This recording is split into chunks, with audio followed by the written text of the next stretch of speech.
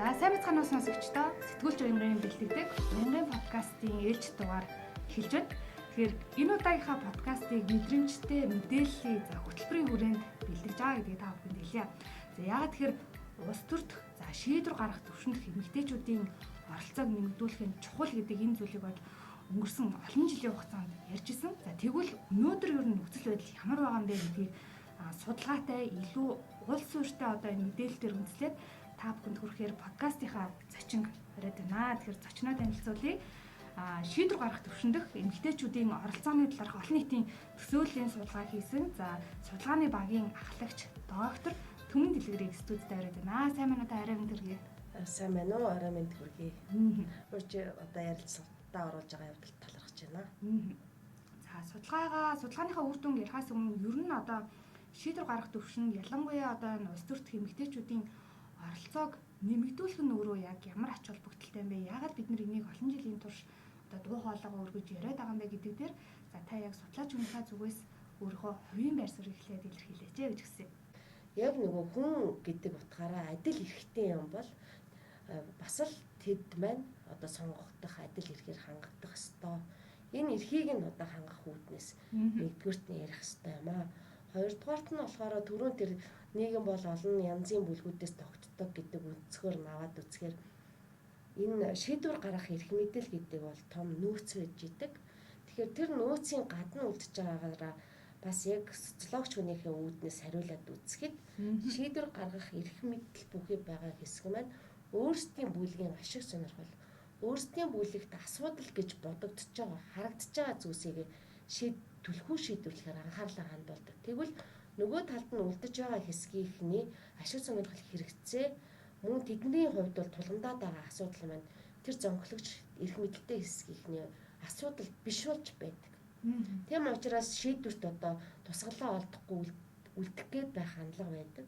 Тэгэхээр энэ шийдвэрийн гадна үлдээд байгаа олон талт асуудлуудыг парламентод илүү тусгуулах, парламентын шийдвэр болгож гаргахад яхаарахгүй тэр олон янзын төлөөлөл одоо шийдвэр гаргах төвшөнд хангагдаж байж тэр олон янзын ашиг сонирхлуудын уулзвар бас тэр шийдвэрт нь тусгалаа олох боломж бүрдэх ёстой байхгүй. Тэгэхээр дор хаяж ядаж тэр олон янзын бүлгүүдээс эмэгтэйчүүдийн төлөөллийг тэнцвэртэйгээр хангаж байж олон янзын ашиг сонирхол хангагдах боломж одоо бүрдэх юм а гэдэг үнцэг бас байгаа. Та бүхний хийсэн одоо энэ шийдвэр гаргах төвшөнд эмэгтэйчүүдийн талаар олон нийтийн зүгээс төсөөлж байгаа төсөөлөл за одоогоос нэг 10 жилийн өмнөхтэй харьцуулахад нэлээд өвдрөг байдлаар өөрчлөгдсөн юм уу да гэж би харсан. Тэгээд ерөн жишээлбэл одоо эмэгтэйчүүдийн оролцоог нэмэгдүүлэх гэдэг энэ талаарх ингээд мэдээллүүдийг хайгаа тэгээд өнгөрсөн жилүүдийн ингээд юмыг бодоод үзэхээр одоо байгаа энэ парламентэд яг эмэгтэй гишүүдийн тоо өмнөх жилүүдээс их ч гэсэндээ за хангалттай хэмжээнд биш байна гэж бид нар харж байна. Гэхдээ энэ одоо бүрэлдээд байгаа энэ одоо эмэгтэйчүүдийн оролцоо чинь те өнгөрсөн энэ одоо 20 жилийн өмнөх те одоо тэр үеэс одоо улбалаад үр дүн нь одоо ингээ харагдаж байна. Тэгвэл одоо нийгэм ингээ эсрэгээрээ харьцангуй гендрийн талаар ойлголт жишээлбэл эмэгтэй хүний талаар нэг боловсрал эзэмшүүлж байгаа юм хамаагүй өндөр байгаа шүү дээ. Тэгэхээр одоо байгаа энэ үүсэт байгаа сайн ингээд хөрс чинь ирээдүйд энэ ихтэй тэрхүү өссөн үсээгүй эмэгтэйчүүдийн оролцоог манлайллыг угаасаа нэмэгдүүлэхэд хөрсөн ингээ бий болсон юм шүү гэж би харсан. Тэгэхээр энэ судалгаас тэрэн дээр айгүйх өөрчлөлтүүд байх шиг харагдсан. Яг энэ судалгаа бол одоо ингээд яг юм төстэй зорилго бүхий судалгааг нөө бие хөгжлийн хөтөлбөрийн болон гендерийн үндэсний хорооны одоо захиалгаар бид нар 10 хэдэн жилийн тэртээ яг бас 10-11 жилийн өмнө хийж исэн. За тэгээд тэр одоо юутай арга зүйн зарчмууд нь одоо үндсэн аргачлал нь өөр байгаа учраас шууд харьцуулж болохгүй бас тийм юмтай. За тэгтээ яг одоо тэр үеийн нөхцөл байдал бол бас одоо эмэгтэйчүүдийг улс төрд одоо өгүүлсэн дэмжсэн хандлага бас сайжирч явах үед бас хийжсэн судалгаа байхгүй. Тэгээд тэр судалгааны үр дүн бол бас номуудад одоо ялангуяа улс төрийн намын эмэгтэйчүүдийн холбоонд нь одоо эмэгтэй нэр дэвшигчдээ нэмэгдүүлэх одоо хөшүүрэг болгож бас ашиглаад тэрнээс хойш бол харьцангуйгаар бас 3-4% эмэгтэй байсан төлөөлөл бас бас нэмэгдэх аястай ийм төлөв байдал харагдаж байна. За тэр өнцгөөрөө өөрөө бас харсан бахаа гэж бодож байна. Яг энэ нөгөө дэмжих хандлага ямар байна вэ гэдэг талаар аваад үзэхээр төдийлөн тэр үеийнхтэй харьцуулахад айхтар одоо зөрүүтэй эрс сайжраад байсан зүйл бас байхгүй. Ер нь бол 2010 оноос хойш эмэгтэй улс төрчийг шийдвэр гаргах төвшөнд өгүүлж байгаа хандлага манай олон нийтэд бол бас үзэгдэж ирсэн. За энэ нь бол тэр олон улсын бүгд найрамдах чуудын хүрээлэнгээс хийсэн судалгаагаар ч гэсэн 16 17 онд хийгдчихсэн бас судалгаануудаас ч гэсэн бас тэр байдал ажиглагддаг. Тэр төлөв байдал нь бол нэгдүгüрт нь байна. Тэгээ өөрөөр хэлбэл эрэгтэй эмэгтэй хүмүүс бол хоёулаа адилхан улс төрд оролцох хэрэгтэй, оролцох ёстой гэдгийг дэмжих хандлага олон нийтийн дунд одоо өндөр болоод байгаа. За гэхдээ манай судалгаанаас харагдсан нэг одоо сул гэх үз зүйлийг бас дурдахгүй бол болохгүй. Тэр нь юу вэ гэхээр квотын арга тогтоосон учраас одоо байгаа одоо 17% бол хангалттай ямаа гэж үзэх тийм хувь бага биш байгаа байхгүй юу. Тэгэхээр нэг эсэндээ 17 одоо нэг өмнөх үетэйгээ харьцуулах юм бол төлөөлөл ялимгүй өссөн байгаа байдлыг квот тогтоосны үр дагавар гэж үзээд тэрийгэ өсчихлөө гэж үзэх олон нийтэд тийм одоо бас дата биш уур амьсгал бий болгочихж байгаа юм шүү. Тэгэхээр хэд бага түвшний квот тогтоох нь өөрөө олон нийтийн одоо ийм уг асуудалд хандах хандлагыг бүрдүүлэхэд бас буруу нөлөөтэй байна гэдэг юм бид нар бас дүгнээд байгаа. За тэгээд нөгөө талаас яг квот гэж дурдсныг далимдуулаад хэлэхэд бол бас судалгаанд оролцсон эрэгтэйчүүд маань нэг 36-37% байвал эмэгтэйчүүд маань бүр 39-40%-ийн дунджаар тийм квотын түвшин тогтоох нь зүйтэй гэдэг ийм саналыг бас дэвшүүлсэн байгаа. Тэгэхээр бол бас одоо байгаа төвшнөөс бол бараг 2 дахин хувиар тийм нэмэгдүүлэх одоо хийг дэмжсэн олон нийтийн хандлага бас бүрджээ гэж бас үзэг үндэслэл байгаа. За тэгээд түрүүний хэлсэнчлэн эмэгтэйчүүдийн боловсролын түвшин байна. Ноён оноос хойш ийм одоо нөгөө хүйсээс илт дамгаа байлаар одоо сайжирж байгаа төлөв байдал бид нар амьдарч байна. Тэгэхээр тэрний үр дүнд бол ирээдүйд эрх мэдэлдэх генерийн бүрдэс бүрэлдэхүүн бол нэлээд бас өөрчлөгдөх байхаа гэж үзэж байна.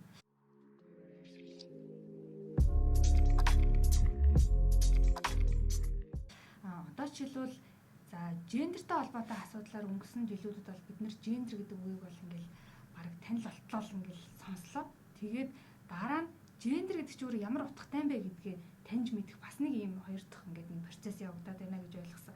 Одоо жишээлбэл эхний ээлжинд бид нэр гендер гэдэг үгэндээ дассан бол дараа нь гендер гэдэг нь зөвхөн эмэгтэй хүний талаар юм байна гэдэг нэг ойлголттой болсон юм. Эхний ээлжинд. Харин одоо бол гендер гэдэг чинь эрэгтэй эмэгтэй хүнд ер нь бол тэгш боломж олгох. Тэгээ энгийнээр тайлбарлах юм бол ийм асуудал шүү гэдэг зүйлийг бол илүүтэй яриад байгаа шүү дээ. Тэгвэл иргэдийн дунд одоо энэ судалгаагаар гендрийн хөвшмөл ойлголтууд дээр тэг ямархуу байдалтай байна вэ? Иргэд энэ талаар сайн ойлголт авч чадсан байгаа болов? Ер нь яг зүгээр ихэнх энэ шийдвэр гаргах төвшөндөх эмэгтэйчүүдийн оролцооны төсөөлийн талаар хийгдсэн гадны оронд хийгдсэн судалгааны ажлуудад энэ гендрийн хөвшмөл үзлийг тодруулаад тэрнтэй холбон судалсан явдал одоо нийтлэг байт юм байлээ. За тэрнийг бидний урьдчилан судалсныхаа үр дүнд тулгуурлаад за энэ судалгааныхаа хүрээнд бол гендрийн хөвшмөл үзэл ямар байгаа юм бэ гэдгийг тодруулсан. За ингээд үзэхэд бол бас хөвшмөл үзэл хэдийгээр одоо эрэгтэй эмэгтэйчүүдийг одоо тодорхой үйл ажиллагааны төрлийг дагнан эрхлэх болон тодорхой зам төлөв гаргах ялангуяа улс төрийн манлайлагч байхтай холбоотой зүйл дээр адилхан одоо гэдэг адилхан эрхтэй, адилхан боломжтой, адилхан чадна гэсэн ийм хариултууд нь дийлэнх байгаа хэдий ч гэсэн бас яг нь хүүхдээ асрах ажлыг эмэгтэйчүүдэд түлхүү оногдуулдаг. За тэгээд эхнэр нөхөр хоёулаа мэдлэг чадвар одоо адилхан хэрнээ хинэн одоо улс төрөөр явбал дээрвэ гэдэг сонголтын дээр бас нөхрөн дээрээ гэдэг одоо сонголтыг түлхүү өгж байгаа буюу улс төрч байх дүрийг эргтээд одоо оногдуулж байгаа байдал зэрэгт бол хөвшмөл үзэл бас нэлийн хүчтэй байна гэдг нь бол харагдсан. Тэр дундаа эмэгтэйчүүд маань эрэгтэйчүүдээс хүүхэд тасрах ажлыг өөртөө илүү авдаг. мөн үүнийхээ эсрэгээр одоо нөхөртөө ус төрч байхыг нь илүү даалгах ийм чанартай өөрөө тэр ажлаас арай өөрийгөө зүгтаалгах шин чанартай хөвшмөл үзэл түлхүү илэрсэн буюу хүүсээс хамаарсан төлөв байдал ажиглагдчихж байгаа. За тэгээд энэ одоо хөвшмөл үзэл буюу хэнийг ямар дүрээр харж байна вэ гэдэг тэр дүр одоо үзлийн төлөв байдал маань эмэгтэйчүүдийг одоо ус төрд оролцохыг дэмжих байдалтай нь яаж холбогдож байна гэдгийг нь шинжилээд аваад үзэхээр хөвшмөл үзэлтэй хүмүүсийн дунд эмэгтэйчүүдийн оролцоог дэмжих, үл дэмжих хандлага, хөвшмөл үзэл багтаа хүмүүсийн хувьд бол одоо дэмжих хандлага нь арай илүү ийм төлөв байдалтай. Энэ нь бол статистикийн хувьд ч гэсэн аж холбогдлын түвшинд жишээлбэл ирж байгаа. Тэгэхээр энэ дээрээс юу гэж бид нар хэлэх гээд байна вэ гэхээр энэ одоо шийдвэр гаргах түвшинд сонгогч талаас, олон нийтийн талаас одоо садаа учруулж байгаа барьеруудынх нь нэг бол энэ хөвшмөл үзэл байна.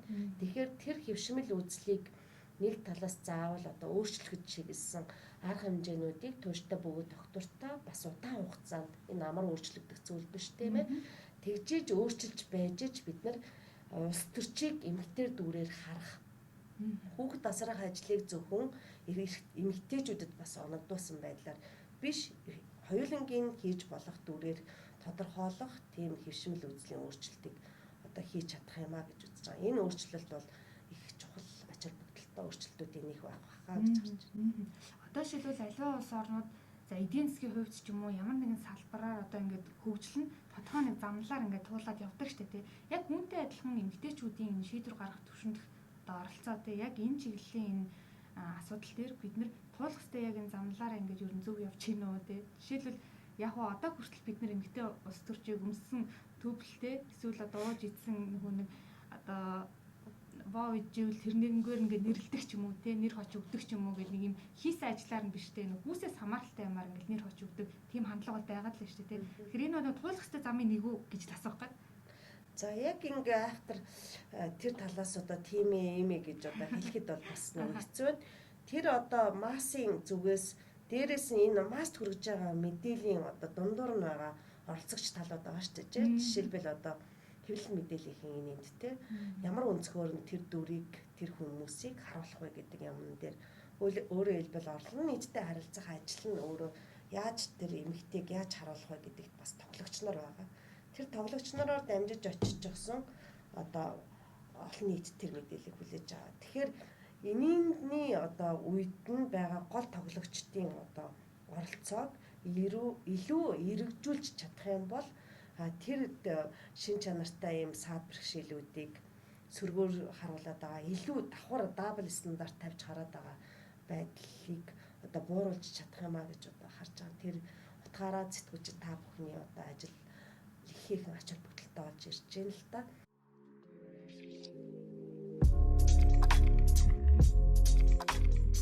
Яг ус төрч манлайлагчийг яг хинээр хараад байгаа. Тэгээ ямар шин чанартайгаар хараад байгаа юм бэ гэдгийг бид нар бас сулгаагаараа үзсэн.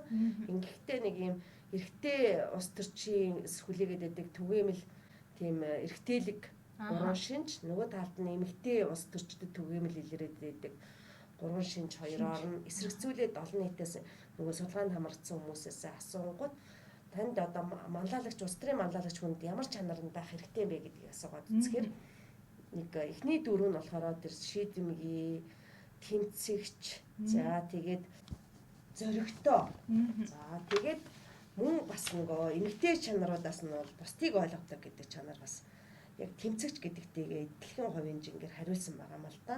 За тэгээд өөрөөр хэлбэл энэ дээрээс нэгдүгээрт бол манлайлагчийг яг юм эрэгтэйчүүдэд илүү төлхөө байдаг чанараар хүлээгээд байна гэдг нь бол харагдчихээн тийм ялангуяа зоригтой шийдмэг гэдгээр нь. Хоёрдугаарт нь аль нь одоо эрэгтэй улс төрчдөд илүү зохимжтой байх хэрэгтэй юм бэ? Хамгийн их зохимжтой байх хэрэгтэй маш их хэрэгтэй гэдэг хуваар нь бид нар шинжилээд аваад үзэхээр эрэгтэй улс төрчдөд тэр эмэгтэй улс төрчдөд тэр шийдэмгий зоригтой тэмцэгч гэсэн гурван одоо чанарыг улс төрчдөөс хүлээгээд байгаа байдал харагдаж байна л да. Тэгэхээр нэгэсэндээ эрэгтэй улс төрчдөөс ч тэр эрэгтэйлэг шинжээг эмэгтэй улс төрчөөс эрэгтэйлэг шинжээг хүлээж байна гэдэг нэг зүйл байна. Аргумент тийм. Хоёрдугаар нэг зүйл нь болохоор чанарын судалгааны баримтуудаас эдгээрийг дурдж одоо илэрхийлж байгаагийн зэрэгцээгээр эмэгтэй хүн амттай байх хэвээр, даруй байх хэвээр, гоё гамган бараг ингээд тий хинцэр ихэмсэг байх хэвээр гэсэн бас ийм даруй харилцааны соёлтой байх хэвээр гэсэн ийм шаардлагыг эрэгтэйчүүдэд тавихгүй байгаа хатлаа эмэгтэйчүүдээс бас тавьж байна. Тэгэхээр нөгөө улс төрч эмэгтэй маань эрэгтэйлэг байх ч нэг тохиолдолд нөгөө талд нь эмэгтэйлэг байх ч гэсэн ийм эсэргцэлсэн дүүргийн хүлээлтийн дунд одоо олон нийт маань тэдний хүлээгээ зогсож байгаа жишээтэй. Тэгэхээр энд өөрөө зүгээр би хоёр талаар дүгнэж болох юм л да. Тэгэхээр ингээд энэ дунд эмэгтэй хүн аль дүрээр нь ороод ингээд явах хэрэгтэй юм байна гэдэг. Мандахаа нарын одоо нөгөө одоо антропологчдын судалгааны нэг талаас аваад Монголын эмэгтэйчүүд маань сонгогдохын тулд маш их тийм хүчин чармаалт гаргаж маш олон янзын дүр тойрож одоо тийм ээ маш их одоо хичээж гадаад байдалтаас ч анхаардаг, боловсролтоос ч анхаарч идэг. За тэгээд олон нийтэд харилцах байдал дээрээ ч анхаарч идэг. Ийм олон зүйлүүдийг амжуулахаас аргагүй нөхцөл байдалд байна. За хэдийгээр тэдгээрийн тэр боловсрсан одоо хөгжсөн байдал нь хангалттай түвшинд хүрсэн байгаа боловч олон нийт нь тийм утгаар нь хүлээж авахгүй байгаа учраас олон нийтийн одоо тэр улс төрчийн дүрийг өөрчлөхөд чигээс арга хэмжээ чухал юм гэсэн дүгнэлтийг яг академик судалгаа талаас нь хэлчихэж байгаа байхгүй. Тэгэхээр бид нар ч гэсэн яг ийм одоо төстэй дүгнэлтийг хиймээр байгаа байхгүй. Тэрнээс биш одоо алим болгон одоо массын хүлээгээд байгаа зүйлүүдэд нь хувираа гэж одоо хүүхнүүдэд шаардах вэ. Харин бид нар нөгөө үзэж байгаа сонсож байгаа талыгаа яаж өөрчилж болох юм бэ?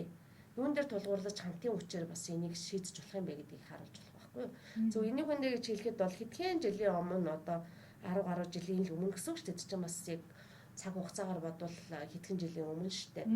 Одоо сэтгүүлчдийн дунд маань одоо ажлын байрны бэлгийн дарамтыг хайрлаж дурлцах одоо ажлын байран дээрээ ирэхгүй болоо юу гэдэг тийм баг нэртэй сэдвтэй одоо бэлгийн дарамтыг бол илт одоо өмөрсөн одоо байж болох хэвийн зүйл гэдэг гэж бараг тий энэ чиглэлд ажиллаж байгаа эмэгтэйчүүд тэдний төрийн бас байгууллагыг одоо мөнгөний төлөө ажиллаж байгаа байгууллагууд гэж маягаар шошгоолсон ийм одоо нийтлэлийг нэртэй сэтгүүлч бол хэвлүүлж исэн байгаа байхгүй юу. Тэгэхээр тийм одоо өгүүлэл нийтлэлийг өнөөдөр сэтгүүлч хэн нэгэн сэтгүүлч одоо хэвлээд нийтүүлээд эсвэл одоо нэвтрүүлэг болгоод цацах юм бол олон нийт яаж хүлээж авах бол тийм ээ. За тэгтэл ийм одоо харьцангуй богино хугацаанд бол одоо бас чиг өөрчлөгдөж байна гэдэг нь харагдаж байгаа байхгүй юу. Мөн яг энэтэй адилхан жишээг бас дурдж олно тийм гэр бүлийн хүчээр хийлэг жишээлбэл одоо цагтаа өөд хоёрын одоо гэр бүлийн ажил асуудал байна шүү дээ. Хоёрын очроо ол гэдээ орхио явчихдаг. Дуудлага өгөхт нь. Тийм төлөв байдал бас л нэг хэдэн жилийн өмнө байсан бол өнөөдөр дор хаяж зөрчил тэгээ эрүүгийн хэрэг гэж үзэх тийм хандлагад орчиж байна гэдэг бол бас л энэ мэдлэг нөлөөлийн ажлын үр дүн бас байна. Энийн шиг бас бид нар олон нийтийн дэх дүрийг өөрчлөх бололцоотой л гэж харж байна.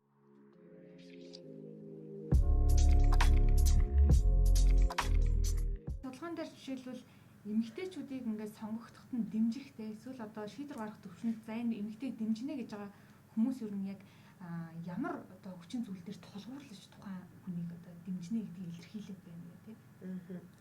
За ерөнхийдөө бол ингээд бид нар айгүй олон аргаар ингээд судалсан судалгааны баримтуудаас харахаар бол эмэгтэйчүүдийн бас нэг том давуу тал бол тэр боловсралтай мэдлэгтэй. За тэр нөгөө дугуйрвал судалгаанд суурилсан одоо нэлийн үндэслэл нотлогоо сайтай дугуйрч чаддаг. Тэрийн дээрээ зогсож чаддаг. Тэрнийхээ төлөө одоо тэр ажлаа одоо хэрэгжүүлж чаддаг. Өөрөөр хэлбэл эхнээс нь аваад асуудлыг төвшүүлэхээс ихсүүлээд асуудлыгаа шийдтэл нь одоо бас одоо зүтгэж ажиллаж чаддаг юмаа гэдэг ийм үндслүүдийг ялангуяа одоо тэр нөгөө тэр нутагт нь эмэгтэй улс төрч одоо юу гэдгийг засаг даргаар нь ажиллаж исэн. Эсвэл тэр тухайн орон нутагт нь бол улсын их хурлын эмэгтэй гишүүн ажиллаад тэгж бас ажиллаж чадсан тийм газар нутгуудад ийм одоо эерэг үнэлгээ эднэр бол яах нь хүчтэй байна. Өөрөөр хэлбэл одоо тэр хүний ажлынс нь дүгнэлт хийгээд тийм дүгнэлтийг хийх үс байна гэсэн үг шүү дээ, тийм ээ. Тэгтэл бүх газар бас ийм биш. Тэгээд ингээ харилцаа адилхгүй. Тэгэхээр энийн дээрээс бас юу гэж хэлэх гээд байна вэ гэхээр тэр сонгогдсон байгаа газар тэрний сайн талыг харах одоо бололцоо бүтэж байна.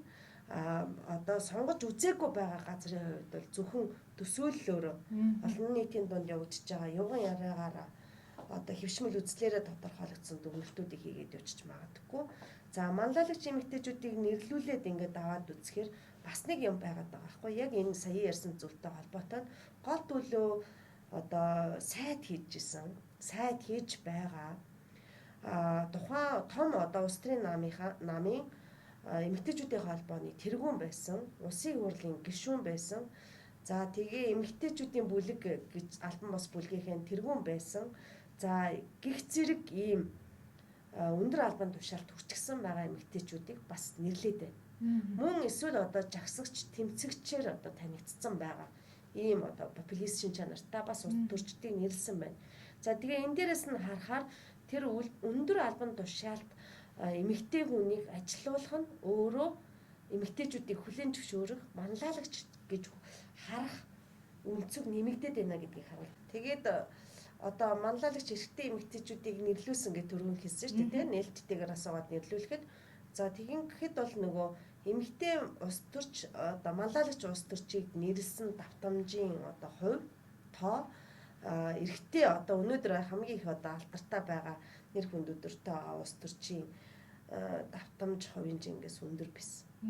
Ингээд үзэхээр бас яг нөгөө бас эмэгтэй улс төрчийг эргээр ялангуяа тодорхой улс төрчийн эргээр хүлээж авах тэр дэмжих хандлага бас гайгүй байх магадлал байна гэдгийг харагдаж штэ тий. Тэгээд энэнтэй холбоотойгоор өндөр албан тушаалд тодорхой удирдах албан тушаалд засаг даргаар ажилуулах, иргэдийн төлөөлөгчдийн хурлын даргаар ажилуулах, сайдаар ажилуулах гих зэрэг нь өөрөө одоо том одоо шийдвэр гаргах төвшөнд эмэгтэй хүн ажиллаж болдгийг, ажиллаж чаддгийг гэдгийг харуулдаг.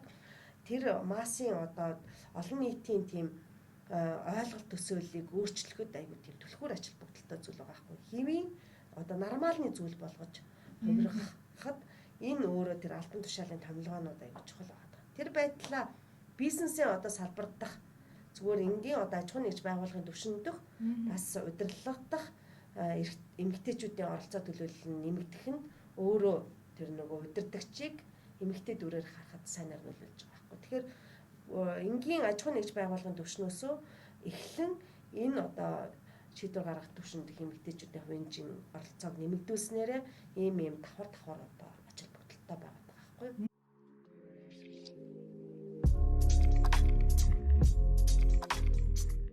Одоо жишээл ингэдэг штэ эмэгтэйчүүд улс төрт гарахаар нийгмийн асуудлууд дээр илүү төвлөрч анхаарч ажилладаг тийм.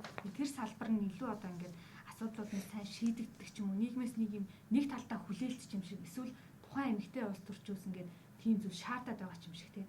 Тэгэд энэ агуулга юу нөөрөө хэр зөв юм бэ тийм. Нөгөө гендрийн хөвшмөл ойлголт энд яваад байна уу? Эсвэл нөгөө нэг угаасаа л эмэгтэй хүн юм ч одоо тэр асуудалд анхаармаар байдаг болоод тийм ийм үр дүн эсвэл гараад идэм болооч гэж бодох шиг тийм. Энэ дээр та юу гэж бодож байна? Энэ нөгөө эрэгтэй дамгаалсан улс төрийн бүтцэд гол төлөв бол бас тэрэгөө одоо шийдэгдээд явдаг дэд бүтцч байдаг юм уу?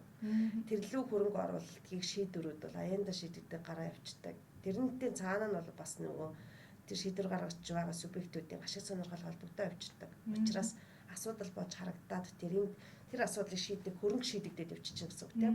Гэтэл нэлээд олон одоо нийгмүүдэд тэр яриад байгаа нийгмийн асуудлууд чинь бас харагдаж өгдөхгүй.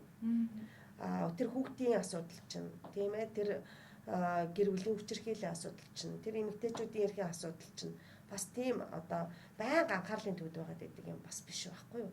Тэгэхээр тэр тэдгээртэй холбоотой асуудлыг хүндэн тавьж одоо асуудал болгож дэвшүүлээд асуудлыг шийдэх шийдлийг нөөцтөн шийдэж өгнө гэдэг бол бас одоо эмэгтэйчүүд манлайлахаас өөр аргагүй байгаа байхгүй. Яагаад гэвэл тэд энэ асуудлыг сайн мэддэг. Тэдний амьдралд хамаатай, тэдний хэрэгцээ учраас.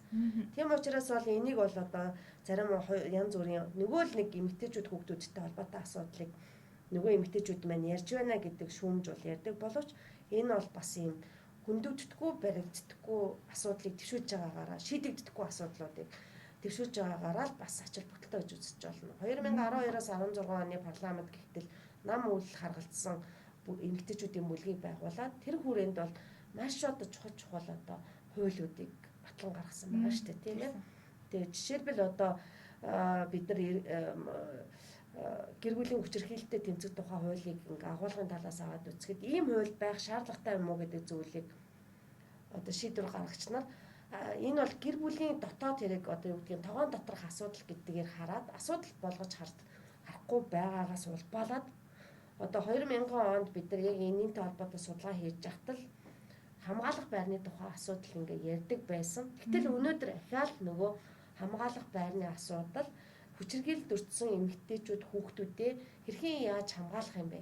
Тэгээд хүчирхийлэгчээс салсан буюу даван туулж байгаа нөхцөлд нь тэднийг яаж дэмжих вэ гэдэг юм бүрэн утгаараа шийдэгдсэн нүг гэвэл бас л асуултын нэмэлт хэвээр байгаа байхгүй. Тэгэхээр нөгөө асуудал нь бүрэн дүрэн утгаараа шийдэгдээгүй мөн л одоо анхаарлын төв тавьж ялангуяа төсвийн хуваарлтыг өгөх одоо зохих төсвийг нь одоо шийдэж өгөхөд бас л эмэгтэйчүүд их дуу хоолой орж өгөхгүй бол энэ асуудлуудад эрэгтэйчүүд одоо шийдвэр гаргаж зохистойгоо шийдэж одоо анхаарч чаддаггүй. За яг нөгөө бас хэвшмэл үзлээрэл тэр асуудлуудыг шийдэж гинэ гэж үзэж болох хэдий ч гэсэн бас манай эмэгтэйчүүдийн бас тодорхой улсын хурлын гишүүдийн хувьд бол өмнө нь байсан гишүүдийн хувьд ч гэсэн эдийн засгийн асуудлуудыг, төсвийн бодлогын асуудлыг, хөрөнгө оруулалтын асуудлыг тийм ээ өөрийн мэдлэг боловсролоороо илүү давуу байдлаа харуулж тийм ээ дүн шинжилгээ ээж одоо үндэслэгээ нотолгоог нь дэвшүүлж ингэж дуу хоолойгоо өргөжсэн бас өчнөө тохиолдол байдаг. За тэгээ энэ зүйл нь бол одоо бас л чадж байгаа гэдгийг нь бол харуулж байгаа үнцэг байхаа гэж бодож байна. Энэ судалгаан дээрээс бас нэг за арай өөр юм болов гэж харсан үнцэг нь за эмэгтэйчүүд ер нь бол эмэгтэйчүүдэд дэмждэггүй ч юм уу те нэг ийм хандлага байдаг. Тэрийг бас арай үүсгэсэн ийм тоонууд харагдаж байгаа юм л та. Эмэгтэйчүүд эмэгтэй одоо нэр дэвшиж байгаа хүмүүсийг илүү дэмжих юм хандлага байна гэсэн байсан. Та тэрэн дээр нэрээ задлаад тайлбарлав те. Яг хоо зүгээр ингээд эмэгтэйчүүдэд дэмждэггүй гэдэг бас ийм яриа бас түгээмэл ажиглагдаад байдаг. Чанарын судалгааны хувьд ч гэсэн ялангуяа эрэгтэй ус төрчдийн зүгээс бас ийм эрсээр одоо ярих нь байсан. Гэвч одоо тоон баримтуудаас харахаар хин одоо эмэгтэй хүнийхээ төлөө саналаа өгсөн байна вэ? Хин нь илүү өгсөн байна вэ, тийм? Хин нь одоо эмэгтэйчүүдийг илүү ус төрч байж чадна гэдэгт илүү итгэлтэй байна вэ гэдгийг нь харьцуулан шинжилээд үзэхэд яа харахгүй эмэгтэйчүүд юм байна. Эмэгтэйчүүд нь илүүтэй дэмжиж байна гэдэг нь тоон судалгааны баримт бол харуулад байна. Хоёрдугаарт нь болохоор чанарын судалгааны баримтуудаар аваад үзэхэд эмэгтэйчүүдийн одоо сайн ус төрч байхтай холбоотой үндэслэгээнүүдийг эмэгтэйчүүд маань дэвшүүлэхдээ эрэгтэй эмэгтэй гэлтгүй аюу олон үндэслэлүүдийг гаргаж ирээд за мөн аль аль нь байж болно гэдэг дээр аюу сайн үндэслэлүүдийг гаргаж ирээд хэнийг ч дэмжихэд бэлэн байгаа бүлэг байгаа байхгүй юу. Харин эрэгтэйчүүд маань болохоор эрэгтэйчүүдийгээ дэмжих үндэслэлийг аюу тэд нар олон талаас гаргаж ирээд дэвшүүлж чадчихэв. Одоо дунд насны болон ахмад ялангуяа эрчүүдийн хувьд бол эмэгтэйг дэмжих үндэслэлийг хангалттай сайн гаргаж өгч чадахгүй. Зөвхөн ер нь бол өөрчлөлт үзье. Одоо тэнцвэртэй байлгаад нэг хараад үзвэл яадаг юм бэ гэсэн ийм үндэслэлүүдийг ингэж тавьсан байгаа байхгүй юу. Тэгэхээр тэр чанарлаг талаасаа ч гэсэн хиндэн одоо ус төрчийг хинээр хараад байна уу гэхээр бас л эрэгтэйчүүдээр хараад байгаа дүр төрх бол эрчүүдэд маань илүү байна гэдэг нь ажиглагдаад ирчихэж байгаа маа. Тэгэхээр бас эмэгтэйчүүд маань өөрсдөө нэгдмэл ялангуяа улс төрийн намын дотоод дох гишүүнчлэл нь өөрөө бараг 50-50%тай. Тэгэхээр тэр улс төрийн намын дотоод дох эмэгтэйчүүдийн бүлэг маань өөрөө нэгдэлтэй том хүчтэй одоо сүлжээ болж чадчихж өөрсдийнхөө одоо төлөвлөлийг нэмэгдүүлэхэд одоо нэгдмэл дуу хоолойтой байж чадаад ахиц дэвшил гарганаа. Харин зүгээр эрэгтэй ус төрчийн доор тэдний сүлжээнийг нэгэн дэмжигч хэлбэрээр яваад байх юм бол энэ бол төдийлөн бас нөгөө ахиц дэвшил гарч чадахгүй. Тэр багийн нэгдэлтэй байдал гэдэг талаас харах юм бол бас арай өөр утгаар тайлбарлах. Бас өөр нөхцөлд ороод ирэхээр тайлбарлах боломж бас зайлшгүй шаардаад байна гэж бодож байна. Одоо жишээлбэл саяны ярьсан үр дүнг ингээд эргүүлээд хараад үзэхээр за гендрийн хэвшмэл ойлголтыг эрчүүдэд бас илүү сайн гэж ярьж чиглэлийн боловсрол олгох шаардлагатай нь харагдаж байна гэж би жишээлбэл харж байгаа хгүй. Энэ хэр зөв үнцэг байна вэ? Тийм, яг санал нэг чинь тэр тухайл хэлээд байгаа тийм. Эрчүүдэд бол нөгөө дэгээ өөрчлөх тийм одоо доктортой арга хэмжээ явуулах нь. Гэхдээ одоо залах авахгүйгээр одоо тэднэрт эсрэгцүүлсэн хэлбэрээр биш те их оновчтой стратеги барьж явахгүй бол өө одоо нөгөө дайсагн улсын юм шиг эсрэгцүүлсэн юм шиг одоо баг антагонист зөрчилтэй юм шиг баг тийм үр дагавар хүргэхгүйгээр маш нэдрэмжтэй хамтын хүчээр энэ одоо асуудлыг ард гарч чадах юм аа. Энэ нь өөрөө одоо эрэгтэйчүүдийн дэмжлэг өөрөө чухал юм аа. Энэ бол эрэгтэй хүний баг одоо соёлтой боловсралтай хүний эрхийг дэдэлдэг байдлынх нь илэрхийлэл юм аа гэдэг үзгээр. Одоо хүргэж чадах юм бол эрчүүдийн хандлагыг өөрчлөх болцоотой гэж үздэг. Ер нь бол нөгөө нэг гендертэй холбоотой ингээл асуудлуудыг байхаар за хүчирхийлэхээр хохирогч эмэгтэйчүүд байна гэж хэлээд байдаг шүү дээ. Гэтэл цаана нөгөө эрэгтэйчүүдийн гендертэй холбоотой тулгамдсан асуудлыг шийдээгүй болохоор боловсрол муу эзэмшдэг ч юм уу те одоо ингээл янз бүрийн хүчин зүйл нь эргээд хүчирхийлүүлэхэд ингээд дам дамаа нөлөөлж идэг ингээд юм цикл шиг одоо юм эргэх холбоотой юм асуудлууд байдаг юм шиг харагдсан шүү дээ. Тэгэхээр одоо яг улс төрийн эмэгтэйчүүдийн оролцоог ч юм уу шийдвэр гаргах төвшөнд эмэгтэй хүний оролцоог одоо ингээд нэмэгдүүлэх нь аль нэг хүсний илүү гараад нэг ялах гээд байгаа ч юм биш тий. Гэтэл нөгөө нэг тухайн одоо эрэгтэй улс төрч ч гэсэн ээжтэй охинтой ингээд бас нэг хүмүүстэй гэр бүлтэй л байгаа. Тэгээд яг тэр асуудлууд ингээд адилхан шийдэх тэр боломжийг л хоёр одоо хүүсийн өнцгөр нүдээр харна л гэсэн үг шүү дээ тий. Одоо тэр улс төрийн эрх мэдэл байгаа эрчүүдээс цөмөрөө дурандаад харах юм бол айгүй тийм баян чинэлэг эрчүүд байгаа даа шүү дээ. Баян чинэлэг эрчүүд маань доогор боловсралтай ядуу зүдүү дангаар өрөх толгойж байгаа эрэгтэйчүүдийн төлөөлөл байж чадахгүй гэдэг үзэх юм бол энэ шиг бодлоо зүйл байхгүй. Тэгэхээр харин чиг тэр нөгөө туслан дэмжлэг шаардлагатай байгаа бүлгийнхний асуудлыг илүү хөндөж тавьдаг нь ямар ус төрчин бэ гэдээ үзэхээр яах нь эмэгтэй ус төрчтэй байгаа байхгүй. Тэгэхээр эмэгтэй ус төрчдийн дараагийн нэг давуу тал нь тэр нөгөө нийгмийн гадна үлдчихсэн анхаарлын гадна үлдчихсэн байгаа төсөө хуваарлагдахгүй байгаа зүйлийг нөгөө амьдралтаа одоо илүү одоо тийм наривчилсан цөөн юм шиг одоо цөөнхийн юм шиг байгаа зүйлүүдийг төвшүүлж тавьж байгаараа бас нөгөө чухал үүрэгтэй байгаа байхгүй юу. Жишээлбэл одоо бидний эмэгтэйчүүдийн асуудлыг дүүлгэн ярихын одоо асуудлуудыг одоо анхаарах ёстой гэж ярихын зэрэгцээгээр эрэгтэйчүүд тулгамдж байгаа нөгөө таны өөрсөй чинь дурдсан асуудлуудыг ч бид нар ингээд жишээлбэл төвшүүлж ярих хэрэгтэй болоод ирж чинь тий. Өөрөөр хэлбэл одоо сургууль завцарцснаасаа улбаалаад одоо эхнэр авч чадахгүй байгаа олон тооны малчин залуучууд байна. Өөрөөр хэлбэл одоо ялангуяа нөгөө нас нь одоо 30 гарцсан ирнэ. Эхнэргөө байгаа яг залуучуудын боловсролын түвшнийг нь бид нар бас малчтын судалгаагаараа шинжилээд үзэнгүүт боловсрал бага байх тусам тэр байдал илүүтэй ажиглагдах шинжтэй байна.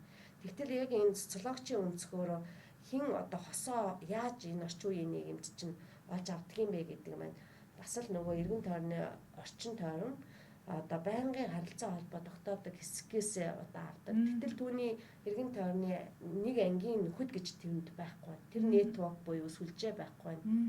Тэр сүлжээ нь өөрөө нөгөө хосоо олох нэг том сувг байж идэг. Тэр боломж нь хязгаарлагдмалаас болоод ийм жишээлбэл үр дагавар төрөгдсөн байгаа байхгүй. Мөн нөгөө талаас болохоор тэр нөгөө боловсрал дорой байгаагаас улбаатайгаар олон үр дагавар гарч ирж байгааг нэгэн жишээлбэл архинаас хамаарал хэдэн одоо нийт одоо ийм өвчлөлтөй байгаа хүмүүсийн хэдэн хувь нэрчүүд үлээ. Шоронд ял эдэлж байгаа хүмүүсийн хэдэн хувь нэрчүүд үлээ. Өөрөөр хэлбэл уураа зохистойгоор дарах одоо санаатай санамсаргүйгээр одоо юу зохисгүй үйлдэлийн одоо эргэтэлэг байх, зоригтой байх, хүчтэй байх гэдгээр өнгөрч сагсуурсныхаа үр дагавар болоод шоронд хариуцж байгаа олон залуучуудыг бид нар мэднэ тийм ээ. Тэгээ энэ зүйлүүд бүгдөө тийм нөгөө нийгмийн сайн сайхан байдлын дандаа эсрэгэл ойлголтууд. Энэ бүгд үр гэр бүлд эхнэр нөхөр хоёулаа инээж байх нөхцөл нь юу юм бэ? Бие биенийхээ эрхийг хүндэтгдсэн уур амьсгал бүхий газар л тэр инээд хөр баяр баясгал аж аргал байдаг. Тэгэхээр гендер гэж ярьж байгаа гендерийн тэгш эрэг тэгш байдлыг тогтооно гэдгийн зорилго бол яг үнэндээ аж аргал сайн сайхныг хоёулаа бүгдөө одоо мэдрхийг л хэлж байна гэж бас хэлэх дуртай. Тий. Та бүхний хийсэн сургалтын сүүлийн үед одоо манай зээдүүд за тэрний дараагийн үеийнхэн бол харьцангуй зүгээр миний одоо ингээд гадуур сурвалжлага бэлдээд явж ахц ч юм уу те ажигласнаар чи хүний эрх зөрчигдсөн ч юм уу эсвэл юм гендертэй холбоотой юм асуудлууд төр айгүй мэдрэг хандаж ингэж тэрийг соргоор хараад байгаа юм шиг нэг тийм хандлага бол надад ажиглагдсан. Тэгээд ирээдүйд жишээлбэл шийдвэр гаргах төвшөнтэй улс төрд эмэгтэйчүүд сонгогдлоо гэж бодоход өмссөн хугацаараа биш хийсэн ажиллаараа шүүмжлүүлдэг тийм ингээд хандлага бий болох тийм цаг бол нийл ойрхон юм шиг бол надад мэдрэмж төрөө гэгээлгэр харж байгаа шүү дээ.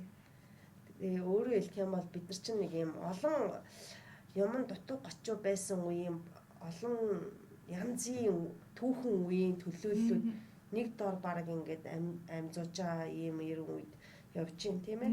Арай өөр одоо нийтлэг төлөв байдалтай болцсон болох үе бол ирээдүйд байгаа шүү дээ тийм. Тэгээд бас хүний эрх гэж юу юм бэ гэдэг ямиг бараг нэгдүгээр ангиасаа заалгасан. Сургуулийн өмнөх боловсролдоо ч гэсэн хүний хүндэтгэх тухай агуулгыг мэдэж өсөж байгаа хүүхдүүд одоо бидэнтэй зэрэгцэн амьдарч байгаа. Тэд олон холоод ирж байгаа тохиолдолд энэ байдал өөрчлөгдөнө. За тэгэхээр подкаст энэ төрөйд өндөрлж байна. Тэгээд студид маань урилга хүл авч ирээд тэгээд маш одоо үн цэнтэй судалгаагаа бас тайлбарлаад ирсэн танд маш их баярлалаа. За баярлалаа. Тэгээд би урьж бас энэ талаар яриулсан удалд баярлалаа. Та бүхний ажилд амжилт хүсье. За баярлалаа. За сонсогчдоо Сэтгүүлч уянгын подкастын ээлж дугаар энэ түрээд өндөрлж байна. Тэгээд өнөөдрийнхөө подкастаар яагаад бид нар ер нь улс төртөхдөө шийдвэр гаргах төвшөнд эмэгтэй хүмүүсийн оролцоог нэмэгдүүлэх шаардлагатай байгаа юм. За нийгэм ер нь тэднийг ямар өнцгөөс нь яаж хараад байгаа юм судалгаа тоо ер нь яг юу ярьж байгаа гэдэг маш өргөн хүрээтэйгээр мэдээлэл бас зэгцтэй өгөхийг зорилоо. Тэгээд бидэнд мэдээллийг судлаач одоо Түмэн Дэлгэр доктор манаас өглөө. Тэгээд подкастынхаа дараагийн дугаараар уулзлаа. Түр баяртай.